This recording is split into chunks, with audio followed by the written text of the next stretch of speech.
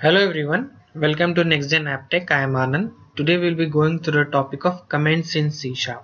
So comments, what is the comment? Comment is something which we want to write for other developers so that other developers who are seeing the code first time so that they can understand our code, what I am doing. If I am writing a function, so what I am doing in that function. If I am writing a class, what all members I am including in that class, and what is the purpose of that class or that functions. And if I am creating a variable, declaring a variable or member, then what is the purpose of that, or for property. So for those things I write, we write comments so that apart from me, if I am developing the code or writing the code, others can understand it better way. So comments are useful for other developers who see our code to understand it better. It can be used to generate documentation of our code for developers to use. So we'll see about how to generate the documentation in just a little later. So we have mainly three kinds of comments. First is inline comment or single line comment, we say, that starts with 2/. So suppose I have a simple console application. In that I have a class called program. In that I have called main method. So the program will start executing from the main method, and I'm going to create a variable, suppose int number, and I'm initializing it with some value. So for suppose like I want to tell others that what is the purpose of this variable if I have created this variable. So for that I can write a comment. So I can write a comment anywhere, either here or either here. So once we put /, so the compiler will not compile whatever it is written after that /. So it will ignore whatever it is written after the /. So you can write to use in displaying. So I have written this so that other can know this. Okay, what is the purpose of this number variable of integer type. Similarly, we can use here as well to write, okay, I'm using console.writeLine to print on the console, print on the console window or command window.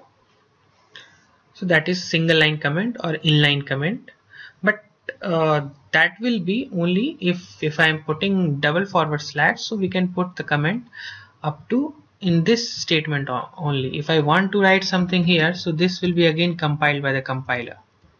So if there may be a chance that okay, we want to have comment to write in a multi-line, then we can use multi-line comment. And for using the multi-line comment, what we have to do, we have just to use /, and we have to use asterisk, and we just have to write whatever the line we want to write in this statement or the next statement or the next line. And to close that comment area, I have to again put asterisk and then /. So once I did this, so the compiler will not compile whatever the statement is there between / asterisk and asterisk /. So it will ignore this thing. So this is multi-line comment. It can be written in more than one line. It can be written in a single line as well as more than one line. So multi-line comment starts and ends with this. And comment characters included in string literals are treated like normal characters. So you can say that okay, we use the / or / asterisk for comment. So it doesn't mean if I am creating a variable, and in that if I am suppose creating a variable string message, and in that I am using double quotes to write whatever the value I want to write. Hi, my name is, and suppose inside this if I am putting suppose multi-line comment like / asterisk Anand, and if I am putting again asterisk /, so it doesn't mean that compiler will see that okay, this is comment. No, the whole thing will be seen as simply the string literal, whatever we have initialized with the value. So if I go ahead and try to print the value onto the console with the help of console.writeLine method, so we'll see that okay, the complete literal is getting displayed. So this is not, compiler will not consider it as a comment, it will simply consider it as the value which we have initialized in this string data type, string variable called message. Now this is the very important part. The third type of comment which we can use or which we can have is XML documentation. So whenever we put 3 forward slash, so we get a special kind of comments. So whenever we put 3 forward slash, so after that we can write in a comment in an XML format. I am expecting my viewer to know the basic of XML format. If you don't know, then you can go ahead and search on the net the basic of XML. So in XML, I can tell you what we do. We simply write tags. So these tags are not actually predefined. These tags we can create our own tags. So in that way we have to write opening tag and closing tag, and in between we can write some of the things, some of the values, as well as in those tags we can have attributes as well. So we'll see just in a later bit of time, we'll see. So we get a special kind of comment which our compiler produces documentation in XML format. In those we can put XML tags such as summary tag, params tag, return tags, which is recognized by the compiler.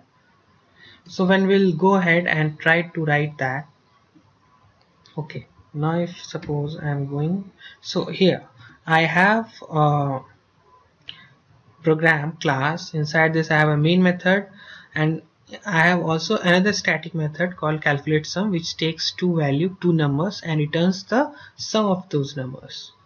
So this looks pretty simple. Now if I will go ahead and simply at the top of the class, I'll put 3 forward slash. So Visual Studio will automatically generate some code.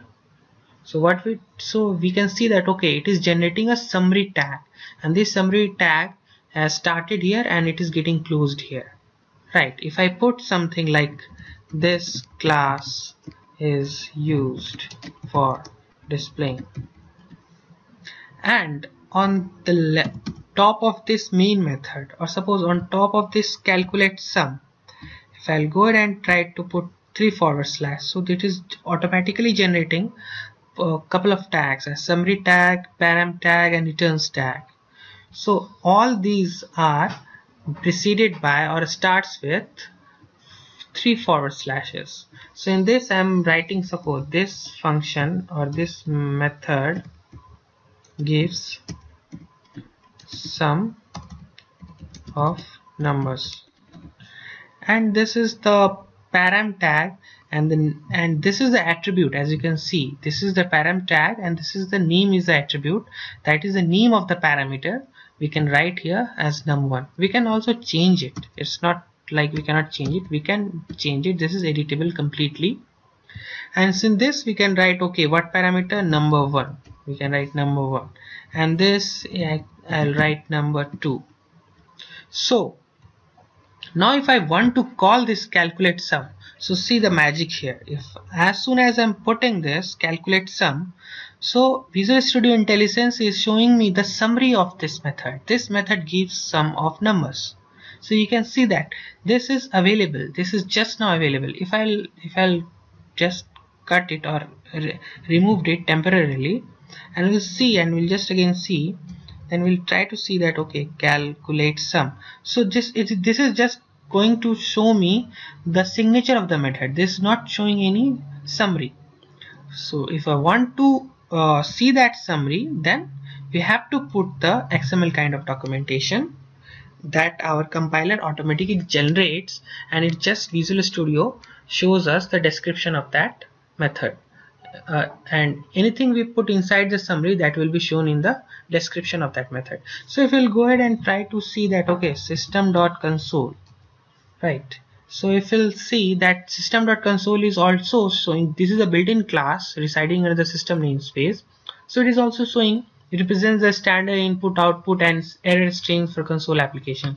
So if you right click and go to the definition of this console class, so we can see that it is written inside the summary that represents the standard input output. So this is by default, all the description is by default available for us for the built-in classes. So for our own classes and own methods, so for those things, if I want to have the IntelliSense available for the description of that class or method, so we can use these tags. So there are list of tags which is recognized by the C# compiler. It's not that we can put any tag like tag my tag or Anand tag, something like that. Compiler will not understand. So in order to understand, we have to put list of tags, predefined tags like summary, params, returns, remarks. So all those are present at this link. If you'll go ahead and try to search at the MSDN link, and you can see a list of recommended tags for documentation comments. So these comments also shows up in IntelliSense when we add these special comments for our classes, methods and fields. These are single line comments, starts with 3/. So these are single line comment. On each line you can see a 3// are used. Okay. Now the compiler, this is the important part. This is a very important part actually.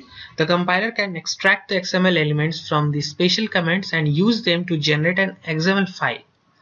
To get the compiler to the to generate the XML documentation for an assembly, we can specify the /doc option when we compile.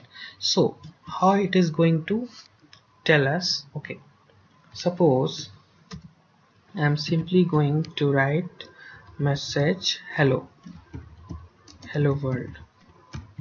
So I have this calculate sum function. This is doing something. I have written all the things, and here I'm going to write okay, returns sum of the two numbers. And at the start of this class program, I have already written this. And apart from that, I can also put the description of main method, that program execution start here. Program execution starts here, something like that, and it has already given me params name equals to args args. Okay, now I have to run this or compile and run this program with the help of Visual Studio command prompt. So I'll be using Visual Studio command prompt. At the moment I am using Visual Studio Express 2013. So as this is a free version for Microsoft, Visual Studio command prompt is not available, so that's why I'm using the full edition of Visual Studio 2010. So I have the same code written as well. Now what I'm going to do, I'm going to the path of this, with right click and open folder in Windows Explorer, I'm going to the path. So at this I have to reach right. So I'll copy this path and I'll open Visual Studio command prompt 2010, and I just will write cd for change directory, and I will go at this path. Fine. Now I am at this path. Now what I have to do, I have to use the command called CSC, which stands for C# compiler. Now I am going to write /doc and colon, and we want an XML file to be generated for documentation purpose. So for that particular program.cs. So at a time, for a single .cs file, a separate XML documentation file will be generated. So I'll write just my file, anything, my file doc, and I have to write .xml, and after that I have to write the file name, .cs file name, whatever it is. So I'm going to write program.cs. Now I will be pressing simply enter. So just now you can see what changes you will be seeing. Now so you will see two files will be generated. One, an executable file that CSC compiler generates. For more detail of this, you can see my video, that running program without Visual Studio. In that I have explained in a more bit about how to use CSC command and how to generate executable file. So I'm going to press enter now. So as you can see, if I'm going to press enter, so two files has been generated, my file doc and program. This is an executable file, and this is the XML file. So this I'm going to open with Internet Explorer. We can open with any of the tools which supports XML. Now this is, you can see, okay, now you can see the C# compiler has already created an XML file, and that is having a node doc as a parent node. In that it has already created an assembly called, in that it has created a name called program. That program stands for that particular file name, as well as it has already created a members node. In that, as you can see, member name equals to t:basic.program. So what does this mean? I'll just simply go here, and I will open this Internet Explorer, and I will, okay. Now what it is going to happen, as you can see, this basic program, this program, this is a type, class is a type. So for type it has written t, and basic.program, it has written the fully qualified name of that class, and summary it is showing us this class is used for display, right? And apart from that, this is the main method. So for method it is using m, and the fully qualified name it is written, and also the argument type, what data type it is containing, it is asking. So it is asking string array, and the some name of that, and as well as parameter name, and the same goes for calculate sum method, and it has written already m. So you can see that C# compiler has already generated an XML file for if we are using 3 for the XML documentation. So for that helps us in generating the XML documentation. So not only these tags, we can have we have other tags also that is recognized by the C# compiler, and apart from that, if we'll not write in a correct XML format, so the C# compiler is going to show us the warning. So that is very important. If you will see that, so it is going to show us the warning message, right? So the C# compiler can extract the XML element from the special comments and use them to generate an XML file. To get the compiler to generate the XML documentation for an assembly, we can specify the doc option when we compile together with the name of the file we want to see. So with this, like this, we can have, and apart from that, C# compiler will issue a warning if comments are not written in a well formatted XML. So well formatted XML means what? Like suppose if I'm starting the tag summary and I'm not closing the tag summary, so the compiler will generate an warning. And apart from that, so we can see just here in a bit, okay, you can see just, okay, I'm going to delete this too again, and I'm going to remove, suppose, this summary tag over here for calculate sum. So I'm just going to remove this. So we have not used the end summary tag. We have started the summary tag, but we have not used that, and I have saved it, right? And I'm going to do again the same thing. I'm going to again generate the XML with the same command. So it will generate, and so as you can see, it is showing us the warning CS1570 XML comment on this has badly formatted, and tag member does not match the start tag summary. So the start tag I have written, but I have not ended the summary tag.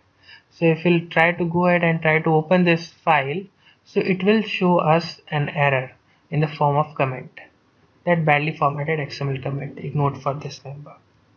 So this is very much important. You have to write in a correct XML format. If you will not write, then it is going to show you a warning in the command prompt and the error in the file generated, right? So error message will be written in commented XML format.